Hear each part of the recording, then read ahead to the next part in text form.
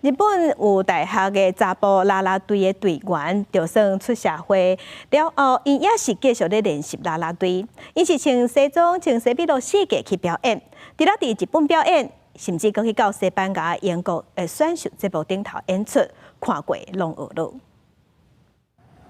伫贸易公司上班的四本创意人是一个平凡的23岁上班族，平常时伫公司认真工作拼业绩，下班嘛无伫用。伊固定去体育馆，毋是为了健身，是为了练习乌鹰队的特技表演。平日は頭を使って、で土日は体を使って疲れるっていうので、疲れる部分が違うのと、やっぱそれぞれが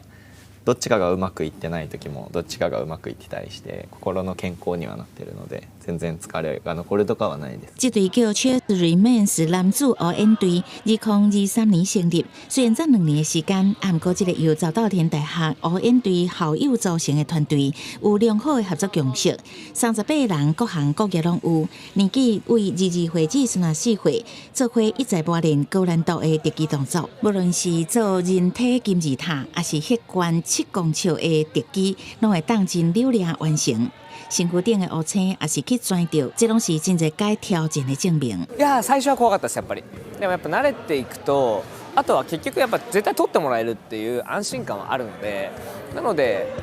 技に対しての怖さは今はもうないですね。Chess Remains 的造型真特别，穿西装甲领大上场表演，整齐动作各加人血管的特技，表现出真特别的魅力。创办人表示，西装是日本上班族的战袍，对团员来讲，嘛代表是自由切换、无共人生的对望模式。